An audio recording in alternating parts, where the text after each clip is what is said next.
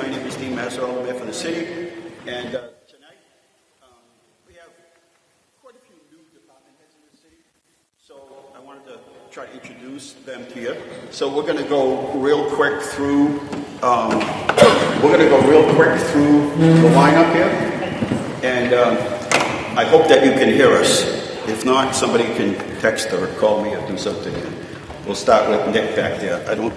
You want to come up and just introduce yourself, that way we know somebody heard you. Is that live for it? Okay, perfect. Let's do that. Cool. So I'm Nick Crank, I'm the conservation agent in the city here. Been here about 2 years this month.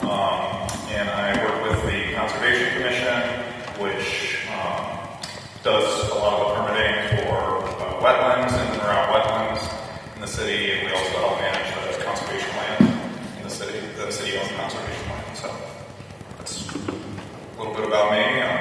That's good. We'll go through the line real quick.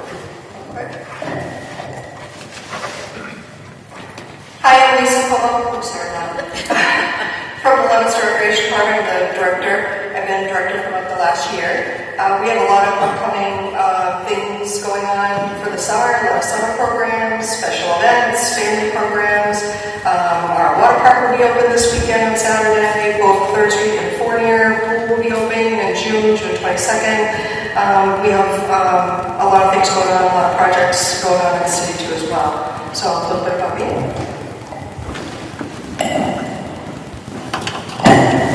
Hi, my name is Michelle Powell. I'm the director of the health department, and I've been in this position for about 18 months. Prior to this, I was a code enforcement inspector for 24 years in the health department. I have a public health nurse, 3 code enforcement inspectors, 3 weights and measures inspectors, a tobacco control program, and an animal control officer that all work out of my office.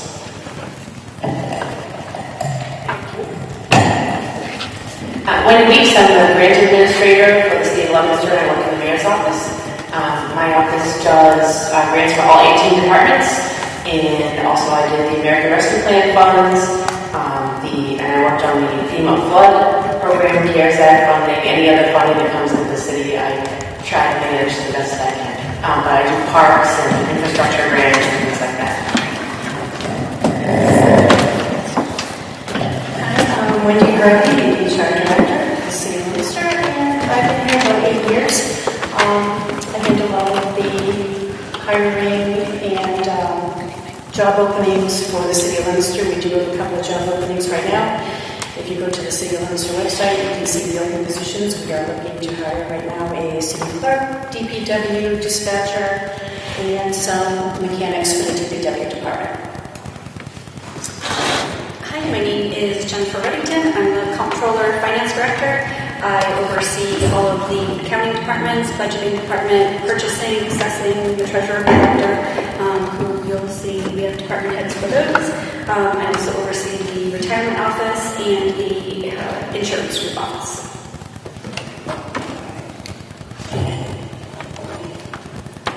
Good evening. My name is Greg Sherklane. I'm the purchasing agent for the city of Leominster. I've been with the city now for nearly 31 years.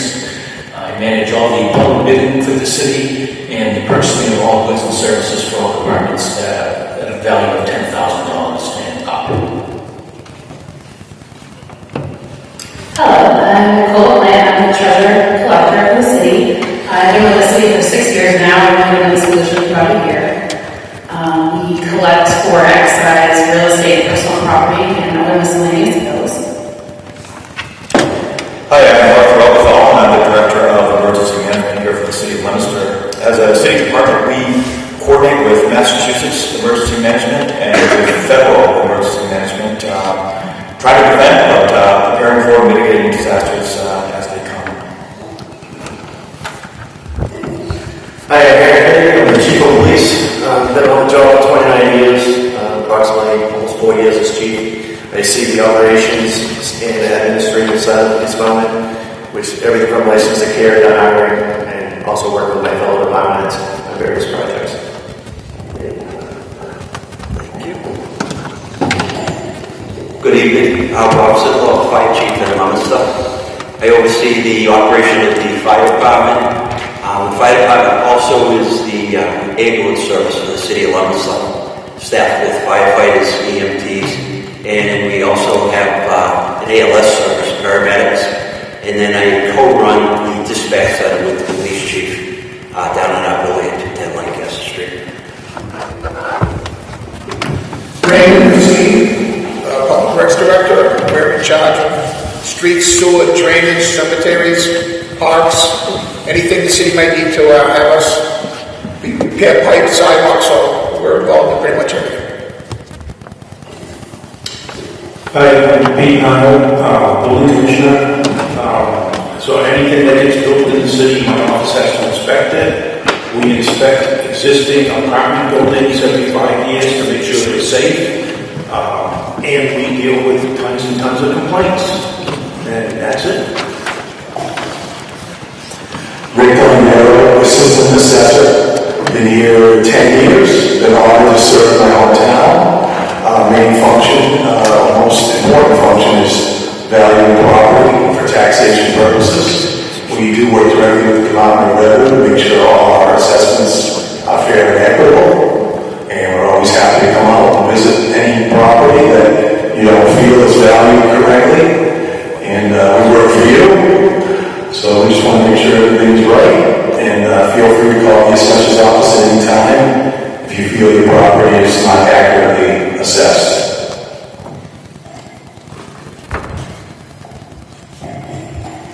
Good evening, I'm Elizabeth Wood, the Planning and Development Director. In addition to serving the mayor, I serve the Planning Board, which is a board appointed by the mayor, and we're the board of permitted uses. So, my department handles everything to prepare the Planning Board to review development in the city before it goes to the building department. We can look at it to make sure it meets the zoning regulations and subdivision regulations if it's a subdivision. Currently, we have some new exciting projects in Leominster. We have several new restaurants, a Jimmy John's, a Taco John's, a Starbucks, that's also a combination with a bank. We're going to be getting a nice new car wash. So, any developers that want to come to Leominster, we're happy to welcome them. Into preparing for the planning board, we set up with the different departments a technical review committee so that before a developer gets too involved in the project, he or she can get the information he or she needs to prepare for the planning board before they invest a big sum of money into a project.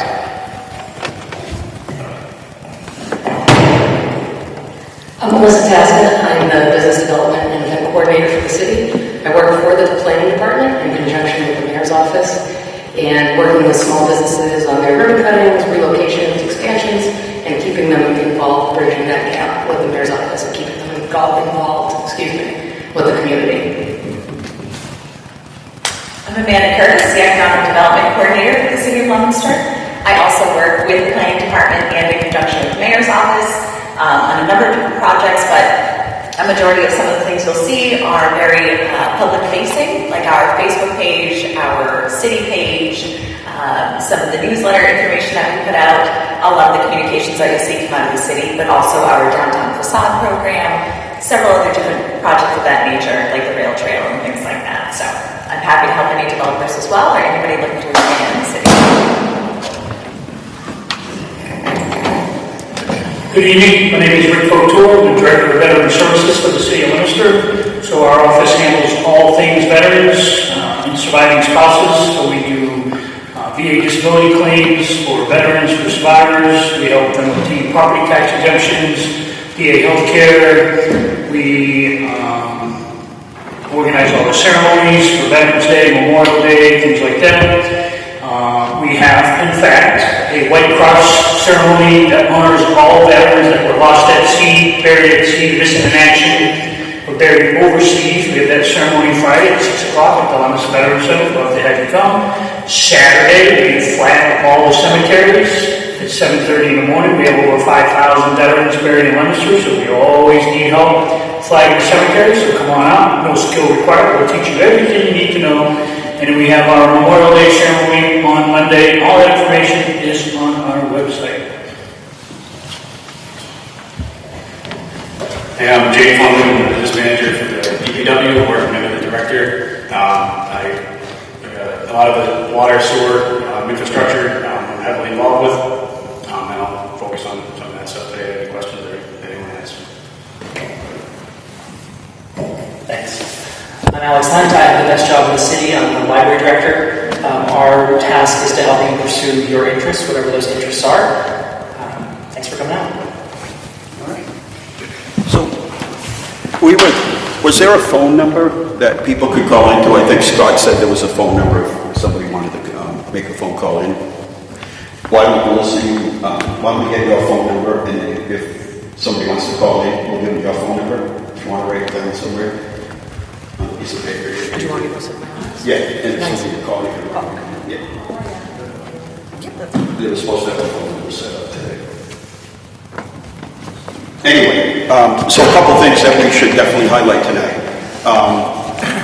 The big question of the week relates to FEMA, and the question is, if I already filed with FEMA, there was an application process back in September and October, do I need to file again? The answer is yes. Wendy, you want to speak to that? Because that's been up all week. What's that, Arthur? Yeah, you can just do it. Sure.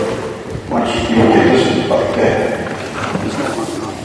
Thank you. And the question is, in the flooding of September 11, 2023, we had a great number of homes and businesses flooded, badly damaged. In fact, we had over 1,000 homes that met the FEMA declaration of being severely flooded. And again, that's the definition from the federal government. The FEMA has agreed to come to the city of Leominster and for the purpose of giving some relief to these homeowners and business owners. And the process is as follows. Even if we filed a notice with both the city, the state, and FEMA back in the fall, FEMA wants to talk to us. So every homeowner and business owner that filed something, we need you also to go on to the FEMA website or to call the following toll-free number. We're putting this information out. I'm going to read it right now. I'm happy to read it again during this meeting and afterwards. And again, we're putting this out on our website. But this number is 1-800-621-3362. Again, 1-800-621-3362. The website is disasterassistance.gov or disasterassistance.gov. So again, the process that FEMA informed us of is they know you're here, you're a homeowner or a business owner or both that sustained severe damage in the flooding of September 11th. They know you're here. They need to speak with you. They want to speak with you, all right? They will come to you. They will also be here in the city of Leominster starting next week, all right? But they want to come to you. They want to come to your home. They want to come to your business. And they want to speak with you. They want to give you the opportunity to say all the damage that happened and what you had to do. FEMA does realize that people have had to go on with their lives. So the damage was partially repaired. For example, you got a new dryer, you got a new dishwasher, you had to pull out all the damaged equipment and furniture in your home. FEMA realizes this, all right? They really do. That's one of the reasons why they want to speak with you. So, if you filed something with us in the fall, in the aftermath of September 11th, FEMA is still asking that you go on their website or contact them on their 1-800 number and speak with them. When you do so, you'll be given a case number.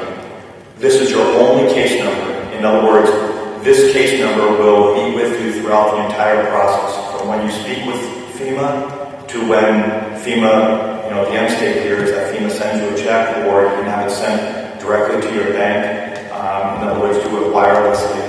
All right, but you will have one case number, and FEMA will give you that to you, will provide that to you, assign that to you on this initial conversation. All right, and whether that conversation is remotely at disasterassistance.gov or at this 1-800 number.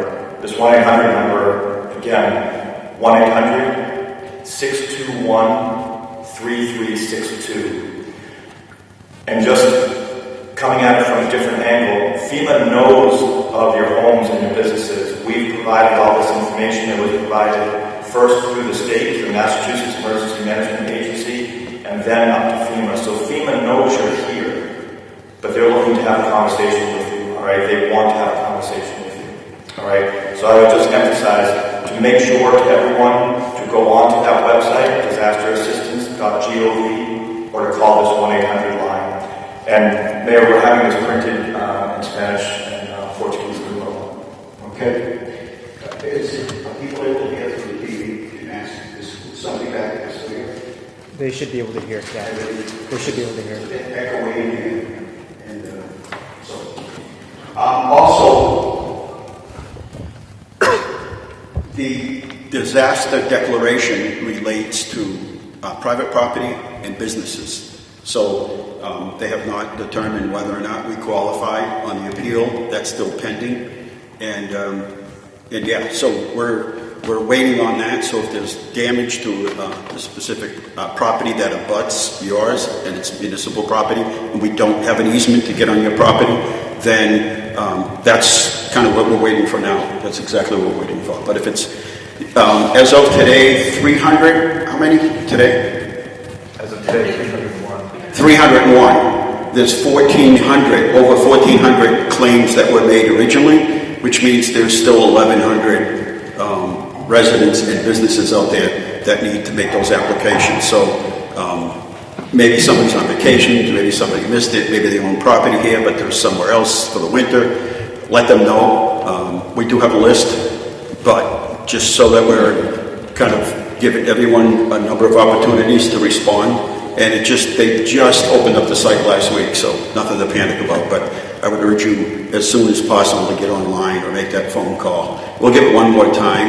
And then what is our phone number again? In case somebody wants to call me with a question, could you have written it any smaller? 978-962-3579. If there's anybody here that has a question, by all means, just step up and get in, and we'll try to answer it. If we don't have the answer for you, we'll get it back to you. We'll get back to you. Any questions for anybody? Anybody confused? Yes, John? I have a couple of different questions that are probably going to be across the path. Come on up. Don't be shy. If you're thinking it and you got a question, there's probably 100 other people out there. So I have a couple of questions on two different subject matters that, again, are probably going to be cross-jurisdictional between departments here. The first one is a concern I have. First of all, I live at 193 North Main Street in Leominster, lifelong resident. So I'm literally around the corner from Doylefield. So growing up in Doylefield in my backyard for my lifetime. And a concern I had a year ago was that the city did a very good move, in my opinion, and moved the crosswalk crossing at the main gate of Doyle Field, that goes to the bowl area, and moved it up the street, away from that dangerous corner. And even though DPW painted over the existing crosswalk, you can still vaguely see it there. Unfortunately, we have to do more, I guess, to protect the public from themselves, because continuously people are still crossing at that point. Part of the reason is because there's an opening there to get into the main parking area, so people take the path of least resistance, obviously. And even though, again, the city did a very good job of moving the crosswalk, they raised the signage in that area on both sides of the street, showing where the crosswalk is. People are simply ignoring it. And that includes our student athletes, the young people who are using the field, especially. And it's dangerous enough in the daylight, I'm sure the police chief knows, because they're always there patrolling and trying to control the traffic in that area, rightfully so. But they can't be there 24/7, obviously. They can't be there for every event when an event is either starting or ending to safely cross people in that area. And so I would like to suggest that you consider doing something similar to what was done in front of the post office when there was a whole debate about those people not using the crosswalks where they're designated. And that is put up signage at that entrance on both sides of the street, clearly indicating that there is no longer a crosswalk there, that the crosswalk is down in that area. We have already discussed, we had a meeting, Ray spoke earlier, probably a week or two ago, that thing that's further down that was covered up. We're gonna put, because the problem with, we covered it up because it was the problem with the sight view and coming off the hill. Exactly. All right. I spoke with them and we came into agreement that, is it basically similar to what's in front of Ginny's? Yes. Okay. So you see what's in front of Ginny's on Mechanic Street? Have you seen that crosswalk sign? All right, there's a flashing light. It's much higher. It's much more visible. We're going to put it back in that area, I think a little bit offset maybe to where that one was, and better signage. It'll be a flashing type sign now. Well, that's nice. We're proposing to add granite curbing out from where the entrance is. You guys gotta use something. Oh, sorry.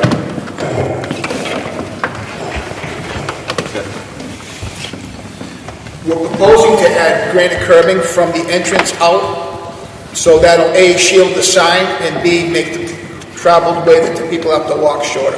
Yeah, well, when I noticed that, obviously recently we just repaved that parking lot across the street. Right. From Doyle. And I was a little bit surprised that we didn't take the opportunity to extend the sidewalks on that side, because I think that the problem with that major parking lot is that it's kind of like Glen Man's Bluff. Whenever there's an event there, people can come and go anywhere. There's no real curb cuts into it, except for at the tennis court, and then it's wide open. And it reminds me much of the other abutting property to our land, which is Shaw's parking lot, where it's just a free-for-all going through that lot. So if Sidewalks are our intention. Yeah. Next round.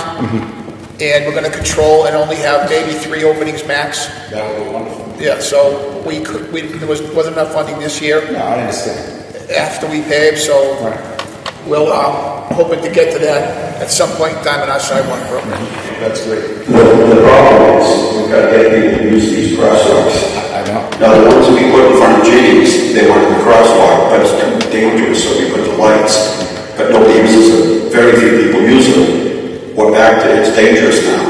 And see, that's the problem. It's that we've got to get people to use them. We no longer can just put a crosswalk anywhere. We're putting people into danger. There's no curbs, cuts for handicap accessibility. We can no longer do that. It's not good planning, and all you're doing is setting somebody up to get probably a pedestrian accident. So I know it's a little hard to get people to think about, well, the distance between here and there, the fastest way is right through here, but we're spending a lot of money to put these lights in. We really have to have big condition people to use them. And it may take an officer to stand there. It's like in front of the post office. We have 2 crosswalks on each side, but nobody uses them. They pull up, get out of their car, run across the street. People that have the green light coming out of Mary Math have to stop. Somebody behind them stops. We've had a number of accidents over there. It's like a chain reaction, but it's conditioning people to use the proper location, especially around Mechanic Street. When you come over that, you cannot see, and that's why we put the lights. But I'm by there 10 times a day more, and I don't know if anybody else has seen it, but nobody's using the lights over there. So we don't want to sort of give people a false hope. Go over, hit the light, and the lights will flash. Maybe we need to do a little video on kind of what the lights, and it's just not going to mess anybody up. They only go off for a couple seconds till you cross. So yes, the plan is to eventually put the sidewalks across Doyle Field, but right for now we want to get it paved. Well, I just want to suggest that, the inexpensive way to start dealing with the problem would be an educational process. And it's hard to educate the general public because we can't do much as far as reaching the masses. But a good start might be to consider speaking to the people who either rent Doyle Field for events, and of course the public schools that use it for their events, and just kind of coach the coaches, if you will, and the leaders, and say, you need to talk to your student athletes or the athletes, like I say, from the outside that use in the field, and just instruct them that when they show up for an event, you need to use those crosswalks for their own safety. That's all it's about. It's really just to protect them. And if you can start with those groups, what's going to happen is the general public who shows up, their parents, their grandparents, uncles, aunts, whoever shows up for the event, they're going to play follow the leader eventually when they see the kids walking down to the crosswalk in an appropriate spot where they can be safe. One of the other issues with that crosswalk, even though it's been moved, is that there are parking spots right up to the edge of the crosswalk. And I'd like to suggest that you reconsider and take out those 2 parking spots on either side of the crosswalk. I'm speaking of the Doyle Field side. Because when somebody steps in between to get into that crosswalk from the sidewalk, if it's a young kid, you cannot see them. You just don't have a sight line to see them. At nighttime, well, that's a whole different story. And which brings me to the point about handicap accessibility.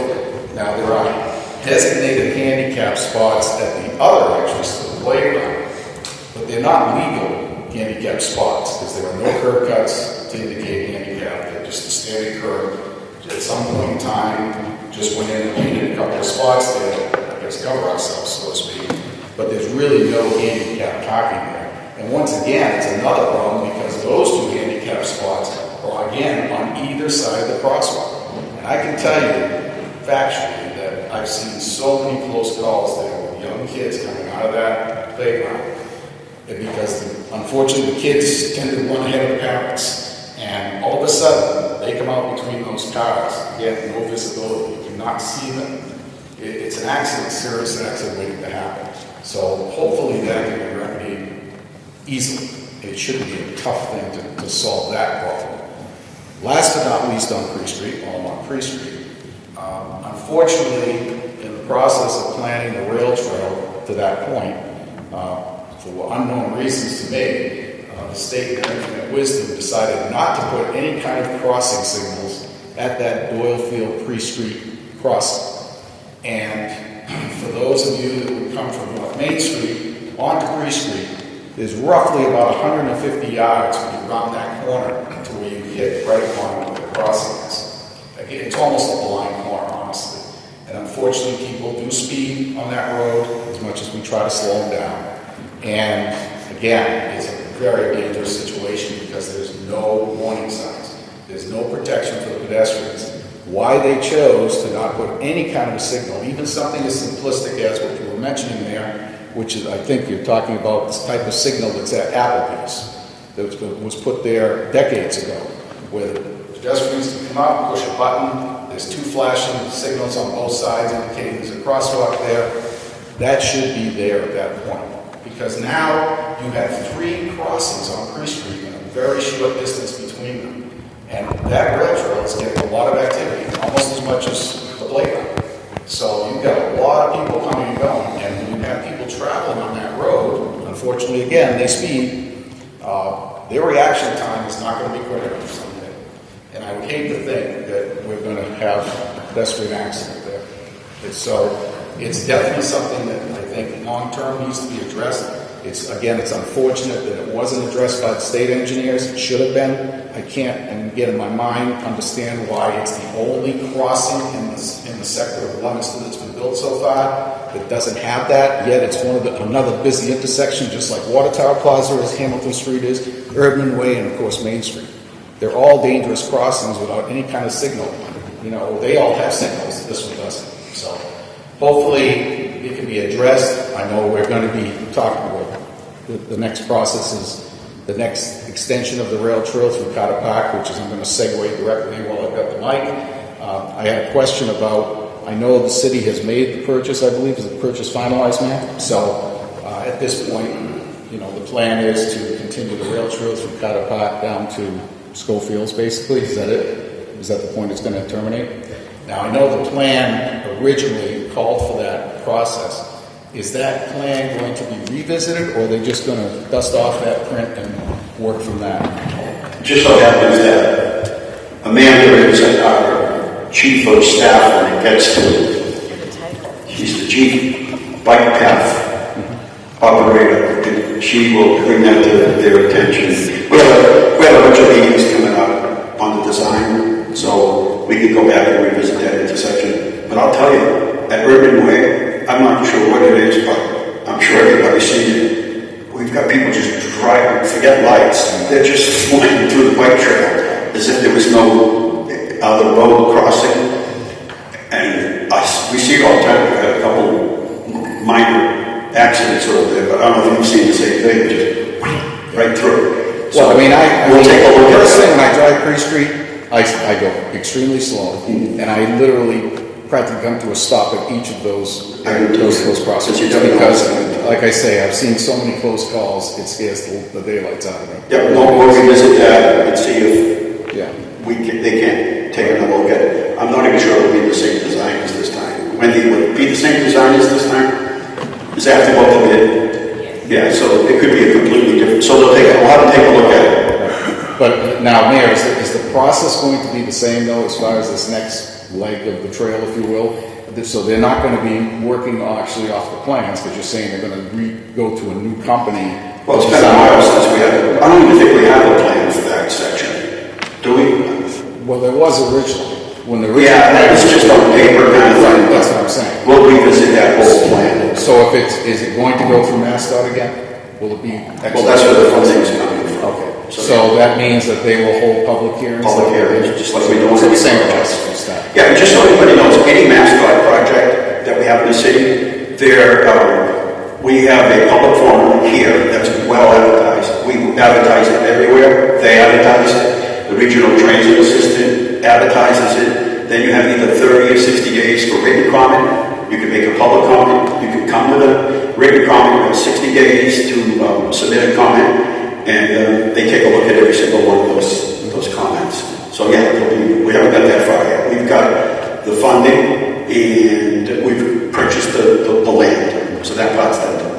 So there's no real timetable yet as far as when this will start? I know Clarissa sent me an email today, so I know they want to get going on it. The District 3 one, we met with them maybe 3 or 4 weeks ago. I went down to District 3 and they want to get going on it. Okay. It's programmed, I think, for fiscal 2025, which is starting in July. Thank you. Thanks. Okay, thank you. Anyone else? If not, we'll talk about a few other things. I have a question. Sure.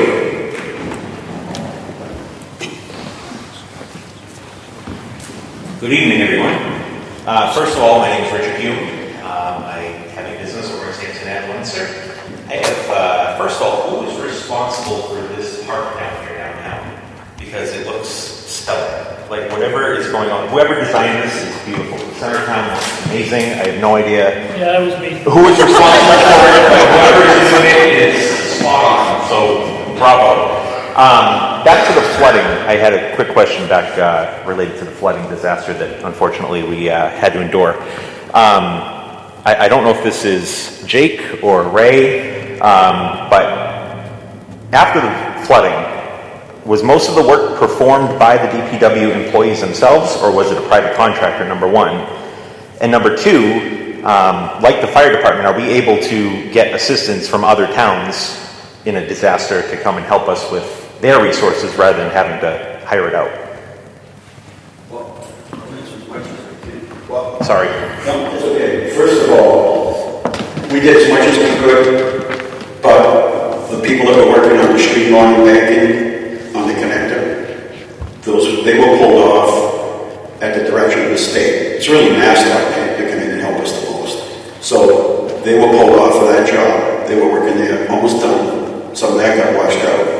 And where we sent them, Ray, they went up to Barrett Park. Did they go to Barrett Park, yeah. So it really depended. In a state of emergency, it really depended. So we have some bids, Ray, that are hourly. You want to explain that? So we go up to bid or if Ray wants to answer that. Go ahead. We had our services contractor in town, and he was available to button up the emergency. We had a distributing reservoir that blew out. So we had some issues and safety issues where the chief had evacuated. So we used the resources we had in-house. We also, the state came in and Lynch fixed 185 Exchange Street. So the state fixed that and did a very nice job, but we did as much as we could, and we had most roads passable within one month. During the disaster, were any that you guys called in during the disaster itself? Of course. I called. I don't know what time it was, but around between 5 and 5:30, we declared it a state of emergency, and we wanted every city employee to come to work. I'm not sure who showed up or what happened, but everybody was ordered to come to work. So like the fire department, when you guys have a fire, for example, you're not bringing other towns can't come assist Leominster with their They did. resources? Yes, go ahead, Chief. We did call for, I don't know, I mean, in terms of the DPW, I'm sorry. Just like the fire. So we notify, well, first of all, first phone call was to MassDOT. They sent engineers, they sent divers, they sent bridge inspectors, they sent trucks, I'm not sure what they do, but they sent a fleet of people. They were here within 20 minutes to a half hour. The commissioner lives in Sterling and, District 3, and we were on the phone with the secretary, the governor, all within an hour. So they sent help, and then MEMA's notified at the same time, and MEMA has resources that they send. So, just to explain, when the ice storm, I try to call all the other cities and say, send help, chippers, whatever. MEMA wants us to go through them, because they have their own mutual aid system, I guess is what you call it. So our call goes to MEMA, I called MassDOT, the chief called mutual aid for the fire department, and that's where our help came from. So the state police, we call the state police.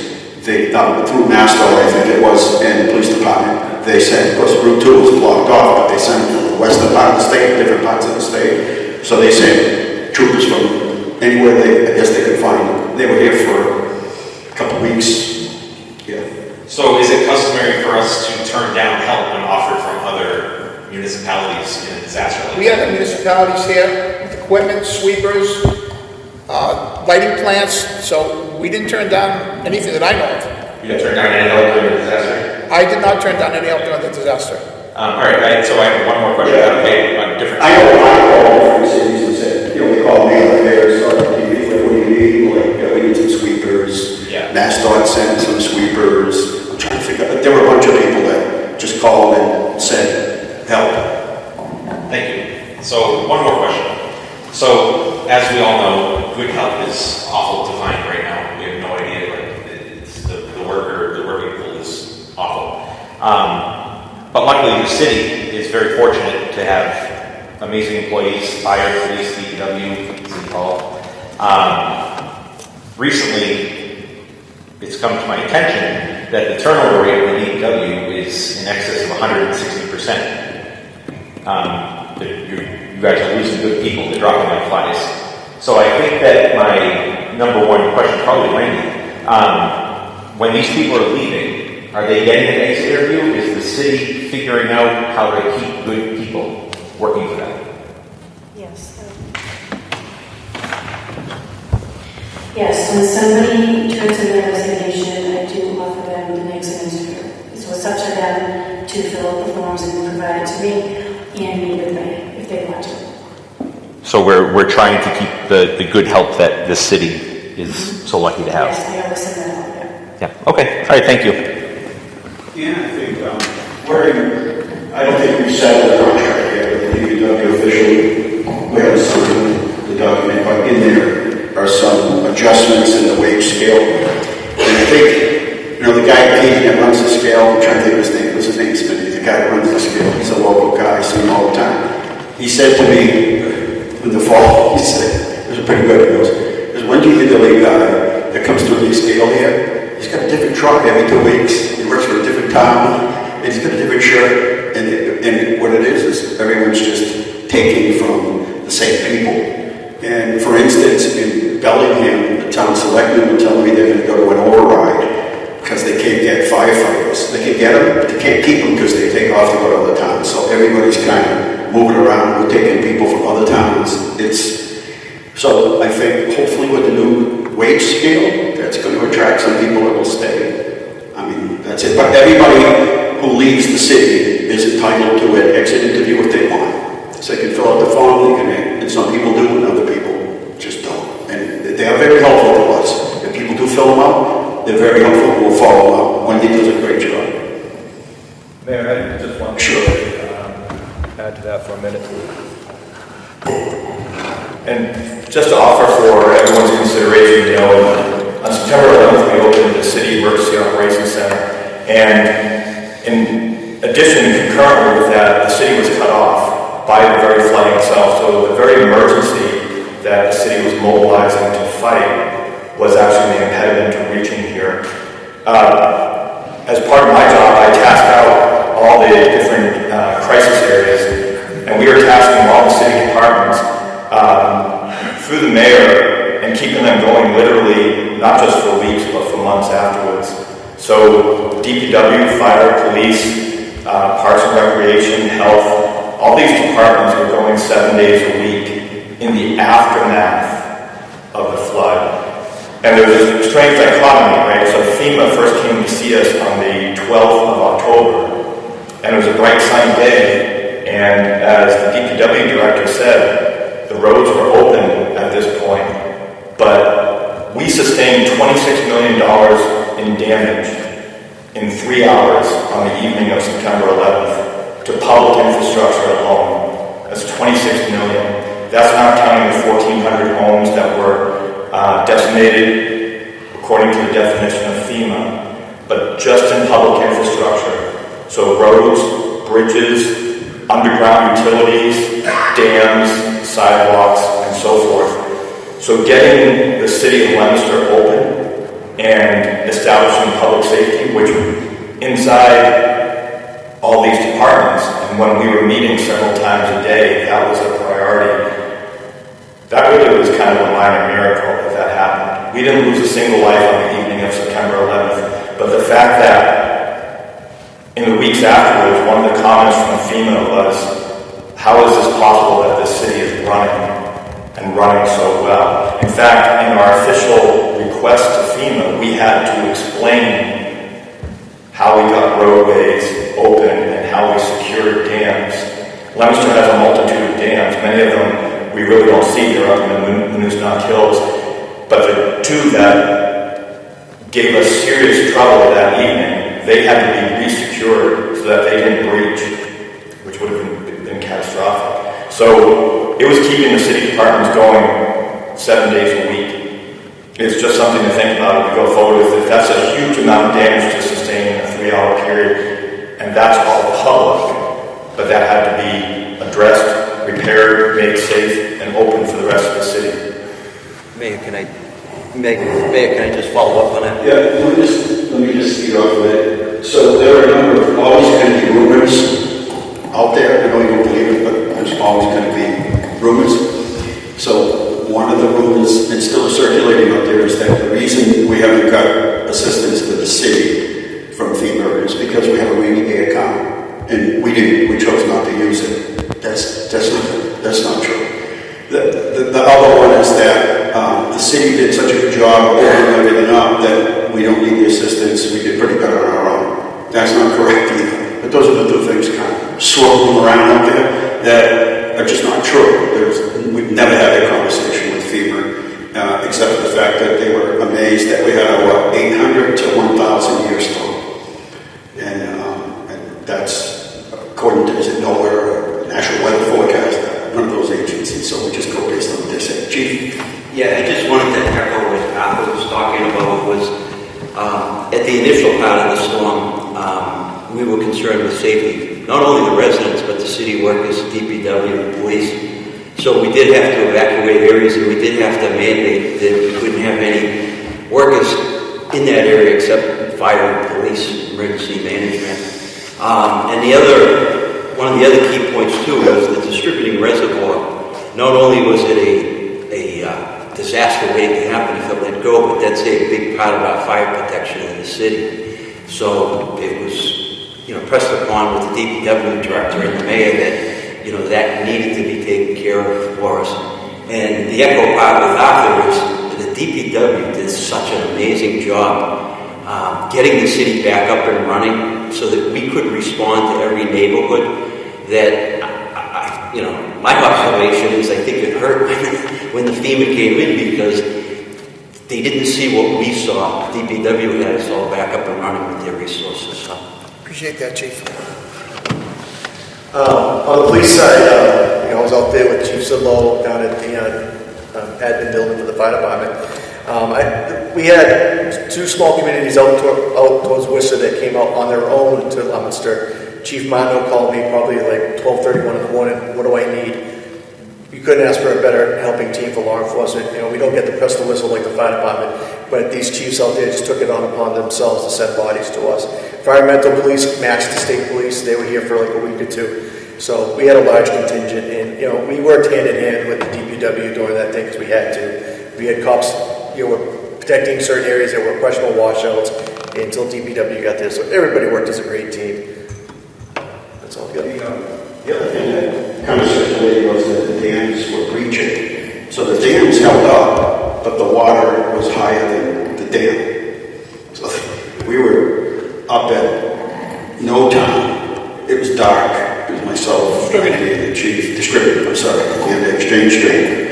And when we sort of threw the big light on it, the water had come above the dams. So the dams were doing their job, but the water was coming up and eroding on the other side, sort of chipping away at it. So there is no flood control mechanism to slow that down because both Barrett and distributors are at the bottom of the hill, and the dam is what holds it back. But there's no floodgates or anything to slow that from happening because they're just not built that way on our dams. Those dams both were repaired very quickly, but we consider it a temporary fix. They have to be completely rebuilt, so we're hoping we don't get that type of rain again. But the guys that came in and fixed those two dams did a wonderful job. Question? Yeah. Yeah, just so everybody can hear. So first of all, the way that the city handled that flooding was amazing. Like, it was, you guys should do a movie or a film or something, because it was like, it was literally amazing. So on September 12th, after 3 o'clock, were the DPW employees still on the clock, or were they sent home? I don't know. I can speak to that. Okay. Okay. I'll take the mic. I can tell you that we had DPW in the Emergency Operations Center, and that not only all day, but into the night, and the next day, which would have been the 13th, they were working with us all the way through the weeks and the months that followed. Remember on Wednesday, the 13th of September, we received several inches more rain, all right? We had a rainy summer, and to get 11 inches on September 11th, and then have one day to seemingly have some drying out, and then to get many inches. In the next 5 days, we got over 5 inches of rain, and we were already choked with rain, all right? So many of these roads, from an emergency management point of view, would have had to been reclosed if it weren't for DPW keeping them safe and keeping them home. We may have sent people home to sleep. I mean, at that point, we were seeing that because we have another storm coming. We have the scouts out there. I don't know. If there's a particular situation, let Wendy know and we'll follow up on it. But DPA crews out on Kingman to get the high school open. yeah, we have right. High school never would have opened. There were people 24/7. So it could be that people were sent home to rest. I know I was in the same clothes for a couple of days, getting a little punch drunk, but I still know where I was. Excuse my arrogance, I didn't know where you were involved. I'm sorry for addressing the question towards you. I was just mostly concerned that on the 12th at 3 p.m., there was a rumor, like you said, rumors, going around that there was an email sent by your director that the employees were sent home and that their services were not needed. Well, just trying to squash a rumor, Mr. I Mayor. hope we got some people some sleep because it didn't end there. They were still out there a couple months later. People went home, they went home to get rest, and they came back. These guys stayed at it. I can't praise these guys anymore for what they did during that flood, as you heard by everybody on this panel. Yeah, so I feel as though most of it was given to a private contractor and not your own resources for the city. That is absolutely not true. Yeah, I think what one contractor said. What does that mean? But look at that after. What I'm saying, what that means. It's all record. Our guys did what they were capable of doing, and the bigger jobs the bigger guys did. That's how we generally run things. Correct. But you have a great department, and you just think that their resources could be used better. That's my opinion. Rick Dondale was here from the assessor's office, and we've been trying to. We always go out and reevaluate houses. This time we've been posting it, letting people know that we're, we're in the neighborhood. And so I think it sends some people off into a panic mode that we're in the neighborhood banging on doors. We just want to let you know it's part of the process is to go in and update. But let me tell you, we find many times, and this is why it's important to look at what you're being assessed for, because there are how many houses in London? How many properties? 15? It's 15,000. 15,000. So does it ever happen that there's an extra bedroom or an extra room? It does. Do we ever find that somebody's added some stuff? Yeah, I mean, that happens, right? But the other thing I want to say after the flood is we found many properties where no permits were pulled, and I get it. It's a weekend project. Everybody's get together. You pop a suspended ceiling in the basement. You finish off the downstairs with a carpet. I get it. Sheetrock in. You put a bathroom in. But one important thing I will tell you is, if you have a bathroom or something that's below grade, this is really important. You got to get the proper check valve in. And it's not a cheap, inexpensive plastic piece, because a stick or anything can get caught in there and everything's coming right back into your house. So that's one of the things that we look for. But if you're renovating your house or FEMA is giving you some funds to update your house, at the very least, make sure you put the proper check valve in. It's not inexpensive, it's not expensive, but that's where the problem comes in when people say the sewage came back in. When the system gets flooded out, there's a surcharge somewhere, it's coming back. And it's usually a very inexpensive, somebody put it in, they bought it somewhere, did it themselves. And that's where you hear the stuff coming up through, washing machines, hand sinks, showers. They didn't have that check valve in there. So go to the plumbing inspector, tell them what it is that you're doing. It's going to save you money in the long run. And but anyway, there are only a little over 300 right now people who have already contacted FEMA. So we're going to continue on. If you have any questions at all, you call our office and we'll be there to help you out. Now I know for the summer there are tons of plans for recreational programs as well as the library. Everything we do is either three locations, either on Facebook at Leominster Community Development. You can find it at City of Leominster, that's 2. The third is leominsterarea.gov, and the fourth is It's Happening in Leominster, and that's a Facebook page. So that's where all the events are listed. However, the rec department has their own spot, so does the library. But one of the things we found through school vacations is not everybody goes away. But we do know is everybody gets a little restless. And so we had programs scheduled for every vacation, whether it was a week during the holidays, whether it was spring break, Easter break, and it's really worked out well. We keep families busy. There's generally, if it's anything, it's bagel inside here for $5 or something. Really low cost, brings families in, gives them something to do. But we offer programs. The famous now, Nick Walks, is Nick from the Conservation Commission, does them once a month now? Once a month. So we're really trying to do more activities. The rail trail has exceeded my expectations this time, how many people would use it. And the state has actually said that more people in Central Mass are using our rail trail for transportation. So not just for getting out there and get some exercise, not just get out there and ride your bike on the trail, but people using it to get to and from work, which is a good thing. And that's what rail trails are supposed to be doing. Let's see who can touch on some things here. I can speak to what we're doing. Sure, it's better than the assessors office. Excuse me. The assessors are extra, like, we sneak it in the house and we can do those. No, that's not what we're doing.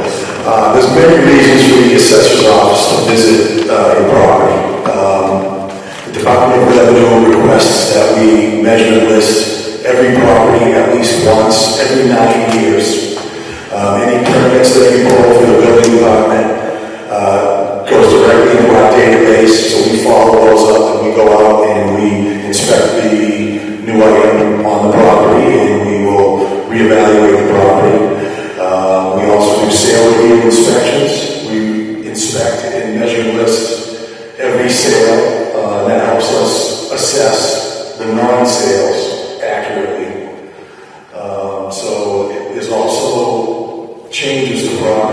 that sometimes we're not aware of. The flood is a good example, where if you had a finished basement, you might have ripped out the improvement and you decided to not put it back unless you notify us and we have that collected as a finished basement and we're assessing it and appraising it that way.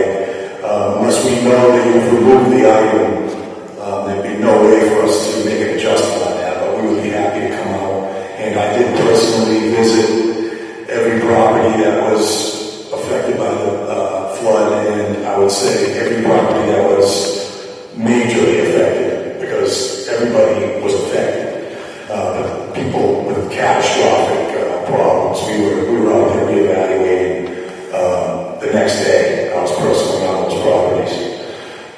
So if there's any way, again, we can help people feel more comfortable about their assessed value, we work for you. Reach out to us if you think something is not accurate, when we're valuing your property. You can go on our GIS website and look at your property record card. They're pretty user-friendly, so make sure that you are being accurately assessed. And we take great pride in making sure that those are accurate, and if there's any way we can help with that situation. Again, a lot of people do not reach out to us. They think we're the tax people, and it's actually incorrect. We're actually appraisers, and we follow guidelines to appraise at fair market value. So that's pretty much what we do. And we did send out a message recently that we are currently doing cyclical inspections. So we'll be out there. Look for us. But people don't like to assess value really high, but they like to go to Zillow and see what their properties worth. That's just natural. That's for everybody. And you should make sure, it takes a couple of minutes to go into the census database to make sure that we're taxing you properly, because you may have knocked down a garage, you may have knocked down something in your property, and we don't know about it, so you're going to continue to get taxed on it. So, yeah, it's constant. If you fill in a pool, if you remove a shed, or if you think the house is in worse condition than we currently, how we're appraising it, again, it's constant. Real estate is constantly changing. The values are constantly changing, so we want to stay on top of that. The next thing I'll talk about is the weather. It went from winter to spring, which was beautiful, by the way, right over to summer. And so the rules change, so we get different tools out. And I'll let the police chief speak to it, but no parking on the sidewalks. Sidewalks are for walking and strollers and all of that. And I'll let the chief talk about it. So I can guarantee you, graduation parties, whatever, we kind of look at 9, 10 o'clock at night as quiet time. But the chief will talk about, because this is what's going to happen this weekend. It's supposed to be really nice.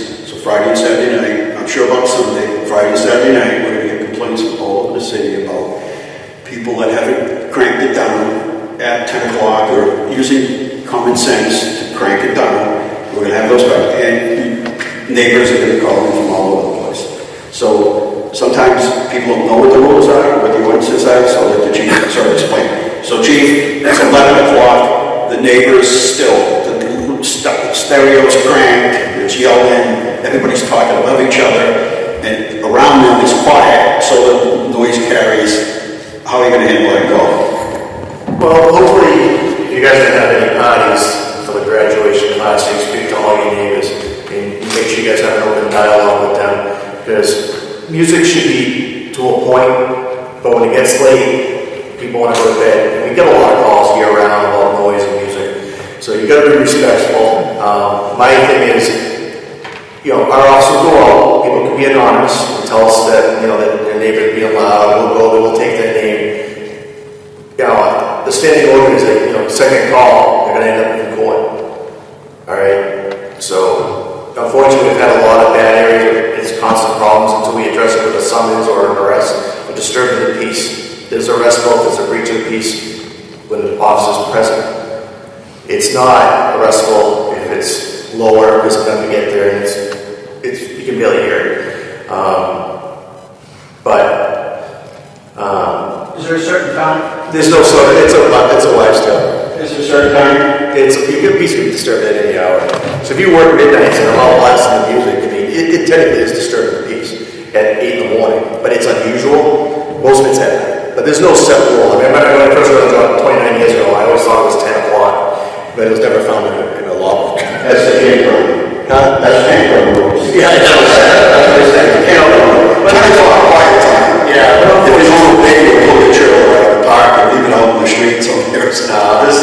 Anytime you need to be served, you work midnights and you come home, just be respectful of your neighbors. That's all I ask for. But like I know someone said earlier about, being respectful while driving and stuff. People just got to be neighborly. You got to learn to talk to people. And in my 29 years, and the mayor is saying he's been 30 years as mayor.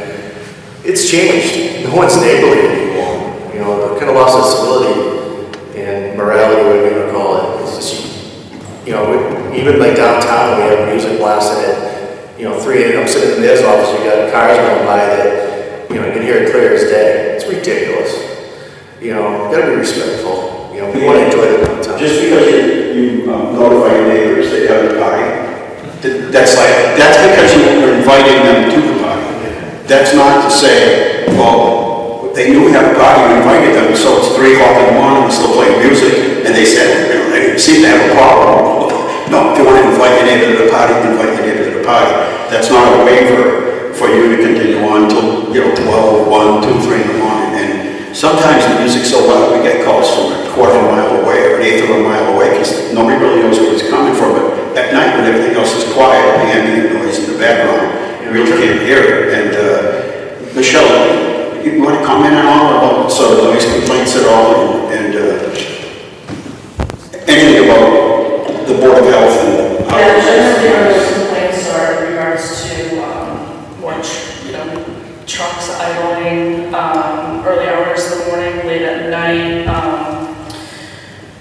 industrial commercial buildings, usually with their HVAC systems running, those become bothersome to the neighbors. Basically, those are our noise complaints. We also get rooster complaints that falls under the noise ordinance. Roosters are not allowed in the city of Leominster. The other thing is we have what we call a development review board or technical review, where a lot of the same people here, the inspectors, if somebody's coming to do a building or a major renovation, it's really a heads up. It's not to stop them, it's just to give them a heads up.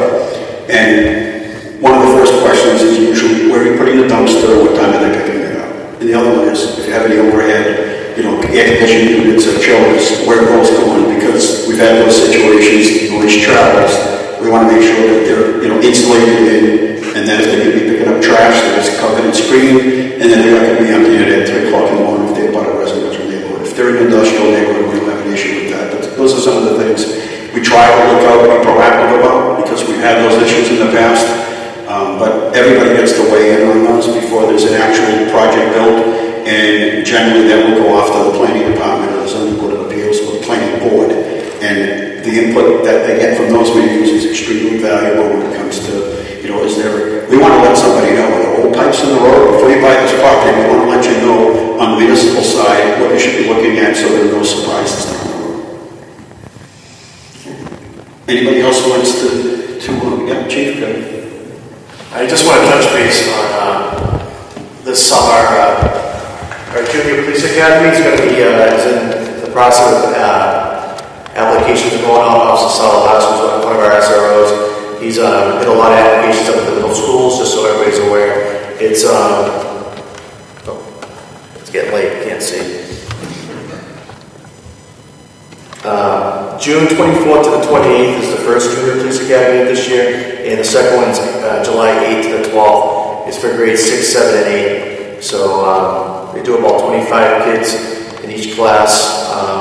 So I'll just make sure that gets out there. National Night Out. It's going to be on Church Street, even because we moved, but we're going to visit the fire department on August 6th, probably starting at like 5 o'clock, I believe.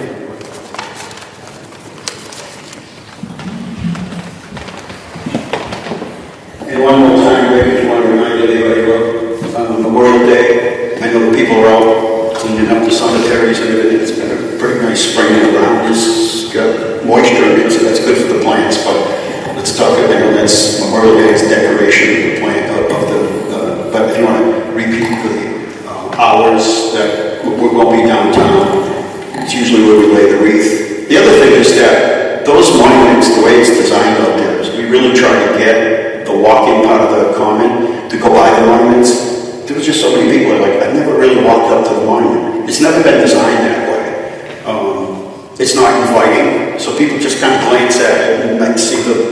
large lettering. The way it's been designed is we want people to walk up, and we want your kids, we want a huge part of Leominster's history, and those will be cleaned up, those will be restored, and as the final phase of that project. But if you want, it's 6 o'clock on Friday.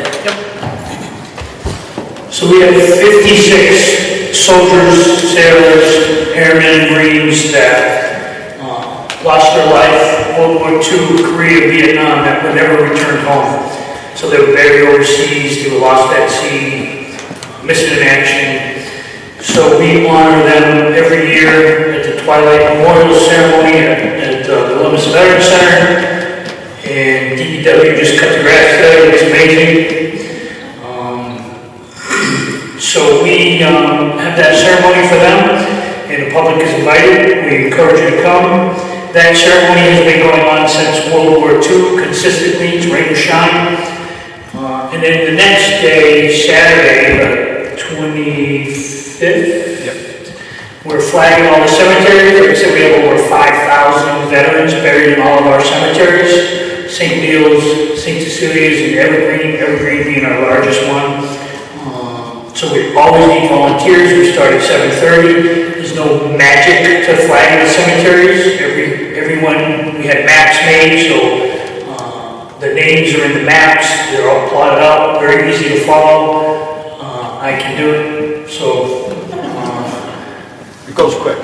It goes quick. We have a lot of scouts, their families, and that's also a rain or shine event. It doesn't matter. We're gonna, we've fought in bad weather, we can flag in bad weather. And that's, we're usually done that by 10:30. The more people we have, the quicker we're done. And then after, the flags stay out for probably 7 days, and then they're picked up. And then any volunteer that wants to come help roll the flags afterwards, that's a big job. That usually takes us a couple months if we don't have help. And then we have Memorial Day. So Memorial Day has been a tradition to go to each cemetery and monument and pay, honor to those that lost their lives in war. We have, many in Leominster. We have our Civil War, Revolutionary War. We have one of the highest concentrations of Revolutionary War soldiers in Massachusetts, buried in Pine Grove Cemetery. So we have our, Civil War, World War I, World War II, Korea, Vietnam, Iraq, Afghanistan. So we go to each cemetery and lay a wreath and have a couple speakers. And we're going to have our Leominster High School chorus sing our national anthem at all of the events. And then the band will join us at Carter Park and march in the parade. This year, a cool thing we're doing, we think it's cool. All right, I think it's cool. We are asking children to decorate their bicycles to ride in the parade. So they don't have to be scouts, they can just be regular kids that decorate their bikes and they can participate in the parade. I know the fire department joins us every year. I think we're going to have a bunch of them decorate their bikes. All right, I made that up. But we start the parade, I want to say, I lost my notes, I had them here. 10:30 at Evergreen, Hodge Chapel area, that little parking area right there in the front by the flagpole. That's where we form for the parade. We have a police escort. All the intersections are blocked off, so it's a safe route from Evergreen Cemetery to Carter Park, where we do our event at Memorial Circle. And this year we have as our guest speaker the high school principal, who's a lieutenant colonel in the Army National Guard. So that's kind of cool. We have a local attachment, if you will. And that's it for, then we have a dinner. We have a lunch on Wednesday, I want to say noon time. Whenever we finish up at Carter. No, we do that also. So after Memorial Day, we go back to the Veterans Center for lunch. And then on Wednesday, Life Care is providing lunch for all veterans and widows, family members of veterans. So that's an event that they do, and they actually do pretty good food. It's not hospital food, so. Now they do a nice We job. thank Life Care because they do something every year and they do a nice job. So come out and support our veterans. We always need veterans to march in the parade. We always need veterans to come with us to go to each cemetery. Right now, probably our youngest guy doing that is in his 70s. So if you're able to come out, you don't have to have a uniform. You just have to have a positive attitude. And it doesn't matter if it's raining, we're doing it. So come on out. We need you. Veterans directors tell me often that there are a number of, usually wives, who are eligible for benefits and don't know about it. So if you know a veteran that's out there, or their family or their wife, let us know. Rick will go through, and Jolie, they'll go through, and we pick up people all the time. Especially if, so we just had a recent case where a veteran served in Vietnam died of cancer back in October of 2022, and the widow didn't know anything about veteran benefits. She happened to be a friend of somebody, and they said, "Oh, you should go see us." So we just got her a $27,000 retro benefit because the VA paid her back to when he died in October 2022 because he died with a service-connected death. So we have Vietnam veterans that are dying of cancer, diabetes, heart condition, Parkinson's. All of those things are service-connected for anybody that served in Vietnam or in Korea or in DMZ from 68 to 71. We have now people that are eligible if they served in Guam. We have, and of course, the Gulf War. The Gulf War has the PACT Act gave so many new conditions. Unfortunately, most of them were cancers. But if you know anybody, it didn't matter if they died 20 years ago and they served in Vietnam, that widow could still be eligible for benefits now. So send them to our office. We have 3 people that work in the office. That's literally all we do is help veterans.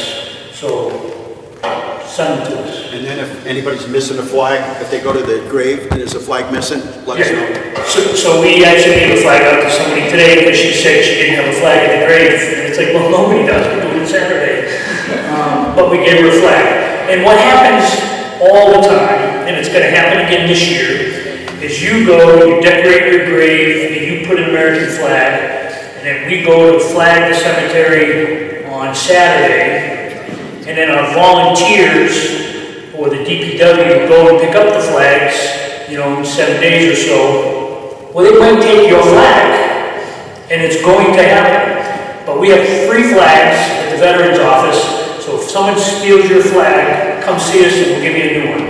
It'll probably be better than the one you had.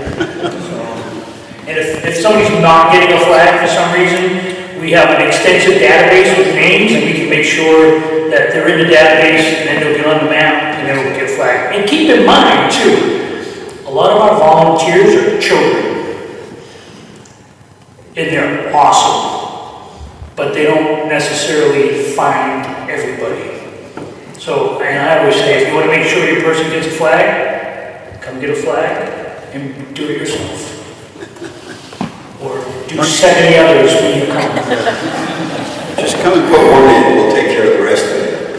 There's an old myth that Buckskin Sam, who his family hauls, where Cottage Junior High School is, that was their farm area, bigger than the Smiths farm. Yep, bigger. Anyway, Samuel Hall went off to join Kit Carlson and Buffalo Bill, and anyway, he came back to Leominster on the train from, I'm trying to think of what part of New York he came back. Anyway, he came back, and his military title was Major Samuel Hall. There's a myth that was circulated for many, many years that he didn't get a flag. There was never a flag placed on his grave. But I go over and check, and there's always a flag on his grave. So it's a myth. He's on the list. We're not sure about the validity, whether or not he just made, at the time they just made up their rank, Major Samuel Hall, Samuel J. Hall. We're not sure, but he gets a flag. So as far as we're concerned, he must be vetted properly. And then on the small business side, if somebody's looking to open a business, you need a certificate in it so we can check to make sure the proper zoning. And there are lots of times that people want to, they buy a property and they want to open a business, but it's not zoned right. And so come to check with us, maybe before you buy a property, whether or not you can do with the property what you want. And the other thing is if you're ready to open a business and you contact either Melissa or Amanda, they're going to help you understand the building department process and the permitting process in the city. And the last thing you want to do is sign a lease and then find out there are things that you're going to need to do to comply with code, especially restaurants. It's the biggest disappointment when they come in to see us later, after maybe they didn't pull permits and then they came in to find out later on that, there are a number of requirements and sometimes like a grease trap can get pretty expensive. And that slows everything down, and we don't want to see people spend their money in a wasteful manner and never be able to open their business. But it does happen, so we're not here to talk anybody out of it. The team here is really to help people. And there are times that we can't help everybody, but we're really going to try. We're going to try as hard as we possibly can to help anybody that contacts us, and until there's nothing else that we can do. But we're going to try as hard as we can. Anybody else? Anything? You can pay your bills online. If you want to talk about that for a second, about what you can and can't pay, and if it costs you anything to pay online. I know the people during the religious time, especially that would be out of state, and they forgot to pay their bill or whatever, you jump online and pay. Yes, so you can go right to the city's website, leominster-ma.gov, and there you can view or pay your bill. We set up for automatic reminders when you get a bill, and a couple days before it's due, it also give you another reminder that, hey, your bill due. You can set up for text alerts too. If you do pay with a debit card or a credit card online or over the phone, there is a 3% convenience fee. But if you use a check as an EFT, electronic check, just your routing number and your account number, it's a 40-cent flat fee, so you can pay any bill 40 cents. Let's see. I think that's it. Well, you want to give us, between Amanda and Melissa, update us as to the events that are happening in the city coming up. June 1st is graduation, so it's the first time we've done it on the first of the month, June 1st. And then we got the fire, memorial, so a bunch of things. So if anybody's here that wants to jump in, we'll go right down and starting to the side. You can talk about maybe some events that are coming up soon and you'd like to give a little plug for, including it's happening in Leominster. Good. That's my only plug, is for the newsletter. Melissa will certainly speak about a lot of the events in detail, but as the mayor mentioned, we have this newsletter that we've been doing for about a year, a little over a year in the city. And the purpose of this is so that we are capturing everything happening from the Veterans Center, the rec department, the library, the city. So there's one place that you can find a lot of this information, but also we're sharing all the good news. So there are pieces of information here that are about maybe a small business in the city. We do a spotlight. We also share information that pertains to the police department's open, or we've hired these different staff, things of that nature. So that's what this is all about. We're big fans of this, or at least I'm a big fan of this. But we also have the Facebook group that he mentioned, that's the same name, same idea. But then the community can put all of their information in here as well. So it's not just up to us to try to capture it all. You have the opportunity to post, you're having yard sale this weekend, or you're doing a fundraiser for this, or my kiddo graduated from this academy and I just want to celebrate them. So that's what that's about, but I'll defer to Melissa for so many events related to it. Yeah, we are getting ready to head back outside after a soggy fall and winter. We're starting with our first farmers market of the season back outside. We're going to have to be flexible with the June one since it should be on common, but we won't be able to since the construction is still happening.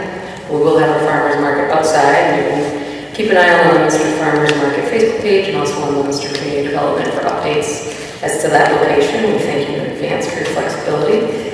Summer school is coming back on Saturday, June 15th, 3 to 7. We have registration available online right now on Facebook as well. We have Pink Flamingo Day on Friday, June 28th from 5 to 7. Again, Leominster Common-ish, somewhere outside, as long as it's nice. And we will wrap up June with Leominster Bargain Days on Saturday, June 29th and Sunday, June 30th. Any event that comes out of this office, you're going to find on Leominster Community Development both when and where it's happening, and also ways that you can get involved, whether that's through becoming a vendor, being a sponsor, or just attending. So if you need more information about events, all the things Amanda said, and also Leominster Community Development on Facebook. Anyone else that wants to plug? Alex, anything coming up soon? Sure. Our summer reading programs are happening for all ages starting next month. We also have too many programs to list, but if you go to leominsterlibrary.org, we have all of our program calendars available online, and also visit us in the library to get the programs.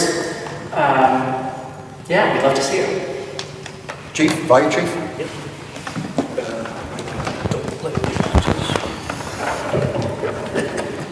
I'll take it. Excuse me.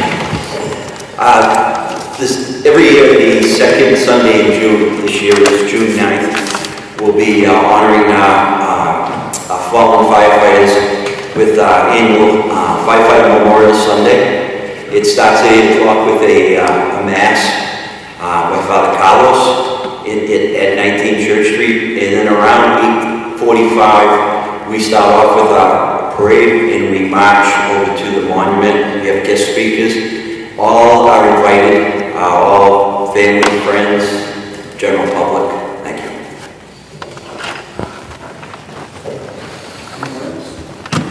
Go ahead. Slide your own.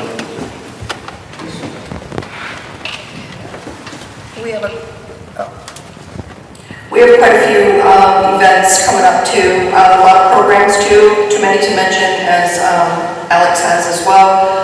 Lots of summer things. I have some brochures here. You can find it on our website as well, leominster-ma.gov, click on Recreation Department.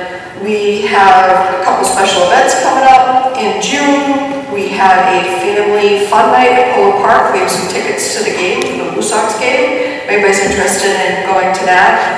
We do have another family bingo, which is a big hit. We try to do that every season. Again, on August 8th, it's a Thursday evening. And like I said earlier, the splash parks are going to be opening this weekend, Memorial Day, for the season through Labor Day, so Fournier and 3rd Street. We also have the state pool that we manage. That will be opening on June 22nd. So all our swim lesson registrations and pool passes can be purchased online now. Right online, very convenient. And that's pretty much it. Everything we have, like I said, is online. Take a look.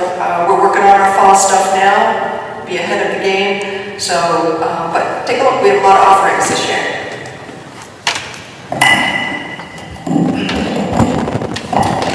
So we have some events going on too with the health department. We're currently working on an impact melanoma grant project with the Massachusetts Public Health Network. This project we will be placing sunscreen dispensers for the public at places such as the state pool, splash pads, and the downtown common. This Thursday, May 23rd, there's a free skin cancer screening clinic for our North Central region. It's at the Sinai Regional Cancer Center in Fitchburg from 4:30 to 6:15 p.m. Appointments are encouraged, walk-ins are accepted. Our next bloodmobile is going to be on July 1st from 9 a.m. to 2:30. This mobile bus is parked right out in front of the Leominster Library. Pre-registration is required. And I will mention that this is the last week for spring curbside yard waste collection. The fall is scheduled to start on October 14th and will run through December 6th. Nick, you have any walks coming up? Yeah.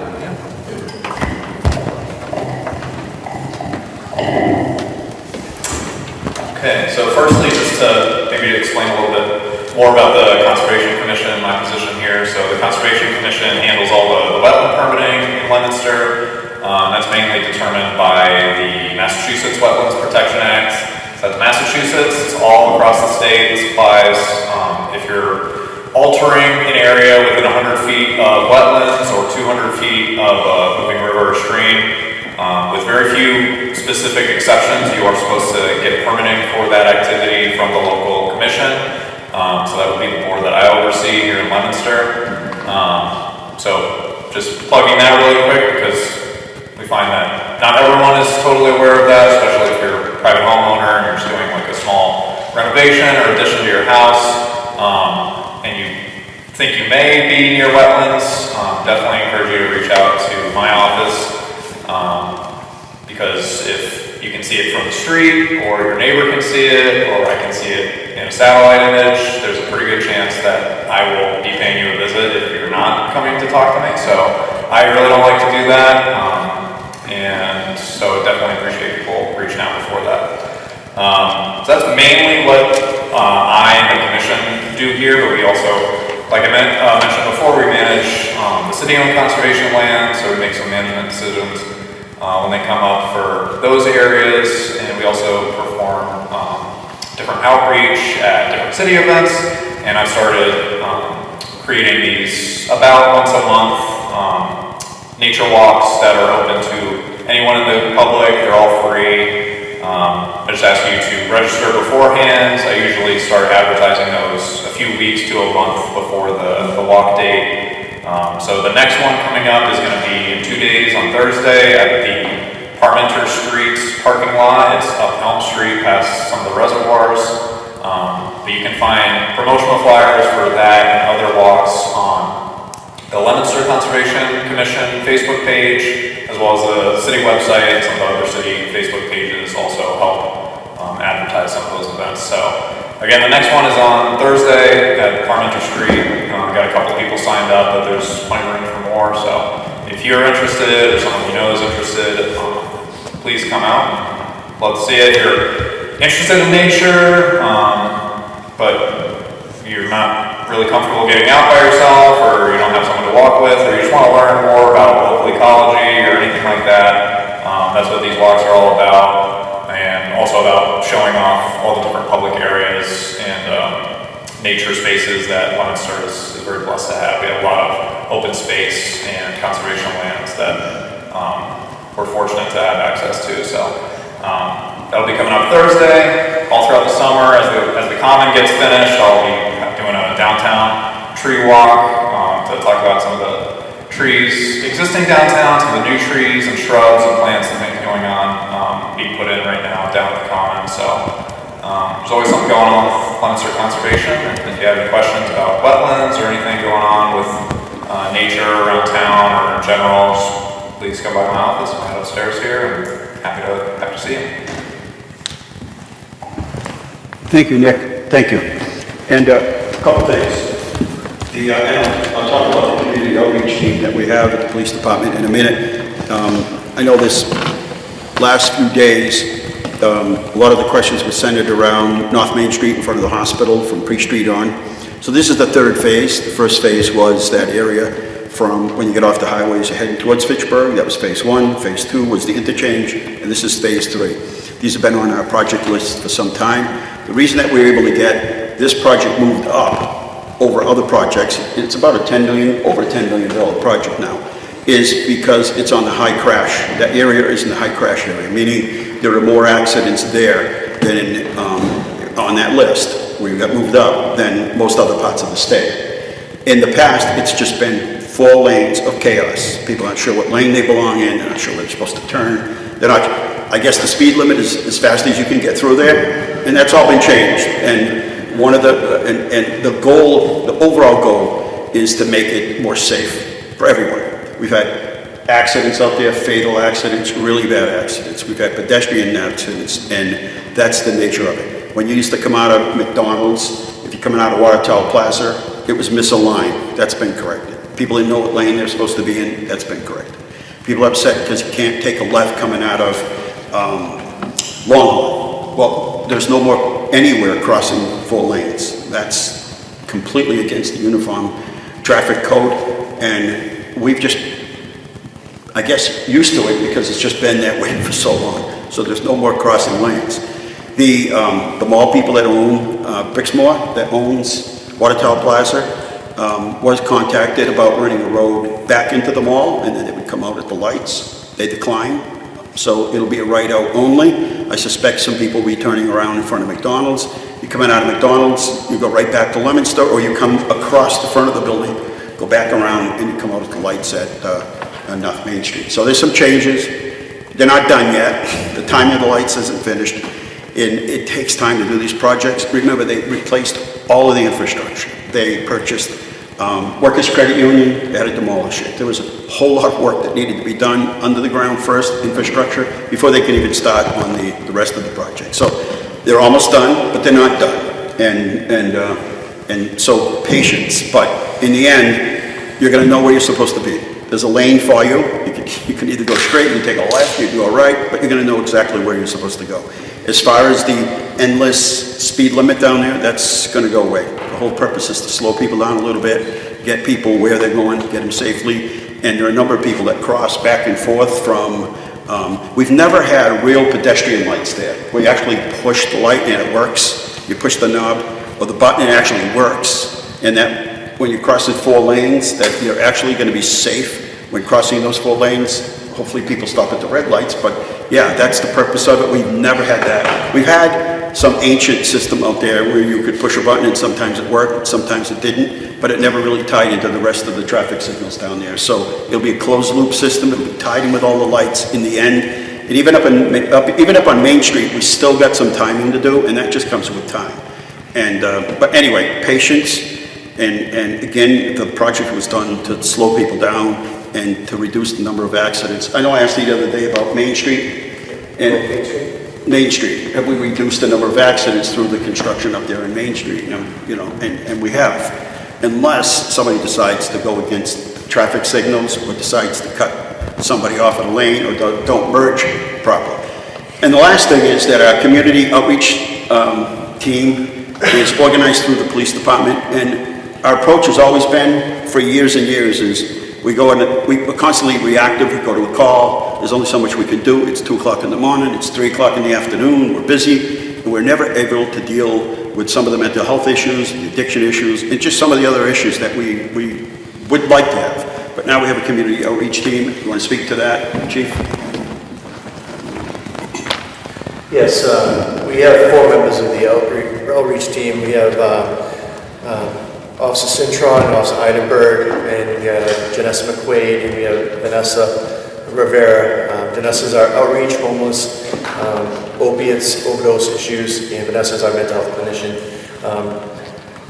Janessa and the officers work basically 8:30 to 4. Vanessa works noon to 8 now, so because it was a flip of a coin on days or afternoon because post call volume was pretty equal, so we changed her to noon to 8 because of having to deal with half a days and half an afternoon shift, and it seems like going well. Unfortunately, policing has changed a lot over the years, and our mental health type calls are going up every week. We're getting more and more well-being checks that turn into either opiate overdose issues or homelessness or mental health, which is a growing trend nationwide. We're doing our best to, officers will, if we don't have people on, officers will request follow-ups from, Janessa and Vanessa, and they get right on it and track the people down and provide them services. They don't always accept it, unfortunately, but they stay right on it for many, many reasons to make sure they get the right help. Yeah, I think that's about it. I think, I don't know, Chief, Fire Chief, the ambulance calls, mental illness is really sort of responsible, and we want to make sure we're as helpful in the community as we can, but how many of your calls is it a third of all calls, or is it less or more than that? Yeah, it's at least a third of the calls. And all those calls we work together with the police. So it ties up resources of the police and the fire. So having people like Janessa has been a great help, both to the police, but into the fire department, and to the emergency room. They intercept people before they need to be transported. And our hope is that we can help you in your living room or your doorstep or where we meet you. That's our hope. And bring services to you if you need them. And that might involve inspections. That might involve the health department. And could involve this community development block grant program. There are a number of people that aren't officially part of that team, but are part of that team. But we really want to help. And that's what I say. In the past, we always got to that point where things got so bad that it ended up where it was a warrant apprehension or something more severe ends up happening where it gets that bad. We're trying to help people at the level where at the very beginning. If they're experiencing issues in mental health or addiction, the faster we can get to you, the faster we can get you the resources and the help. And the last thing is we're going to be hiring soon, I don't know how close we are to actually having a job description, but another person who would solely, their attention would be solely addressing issues, working with the team, working with other community organizations, state, federal, on addiction and mental illness. So we'll be adding that person to the team, and we'll be hiring that person as well. Yes, sir. Can I speak real You quick can on that? speak to anything you want, Mr. And the agencies that we have in town, both of them do a wonderful job with recovery. And, you know, recovery is one of those things where sometimes they're set back. Sometimes people have tried 10, 15, 20 times, more than that. But at the end of the day, you know, we're here, and that one phone call might be that phone call that turns things around. Thank you. Thank you, Mr. Mayor. My name is Nicholas Alvo. I am a lifetime member of Leominster, and I just want to speak on the Community Action Team. I've known Officer Kennedy for a long time, and the Community Action Team with Janessa has saved my life. Through like 15 hospitalization overdoses in the town, like I finally had enough was enough, and like I work at a recovery center in Leominster, Ripple Effect Peer Recovery Center on Spruce Street, and like my goal is to meet people at their first day before it gets to their worst day. So I just want to thank you. I'm glad you're doing good.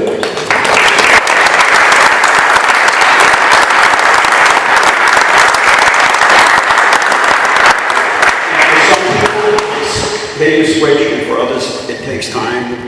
You know, we're not experts in this area, but we're here to help.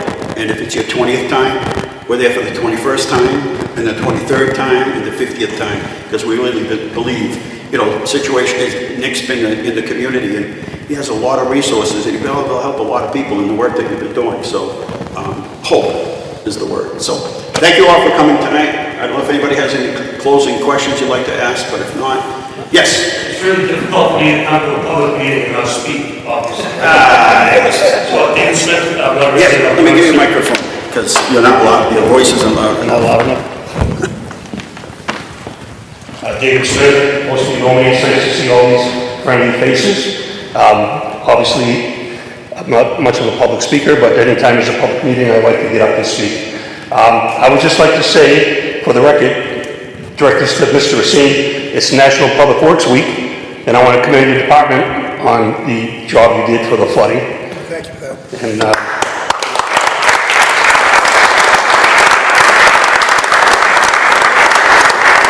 I'm heavily invested in public works. I work for another community a little bit east of here. It's difficult, it's a challenge. We work with limited budgets because the red trucks get the money, then the blue trucks get the money, and then the yellow trucks get the money. So. Not here. But thank you, I appreciate it. So you know what it takes to hire a CDL truck driver? So we hire people and pay them to go to school. It costs us $8,500 to send somebody to school. It's a right now I have 4 guys going to school. What's their obligation to stay? There's no obligation, we can't keep them. We lost everyone. I've tried to recruit a few of them. Some say it's too much of a drive, but we do have 2 Leominster residents that work in our town. So they make the commute. We currently have 3 openings, 2 on the floor and 1 in admin. So if anybody's interested, we have a beautiful facility, we have beautiful equipment. And Dave has been a great resource for us. He's got his own sawmill, and he's helped us at Barrett Park, building those pavilions. The Johnny Appleseed house over on Johnny Appleseed Lane came from Dave Smith, and his family's been here since 17, what? A long time, and he doesn't forget his roots. So thank you for everything that you do for us in a quiet manner. I know you never look for any applause or thanks, but thanks. All right, thank you, everybody. It's still light out. Look at that. It's still light. I don't know what time it is, but it's still light. Thank you.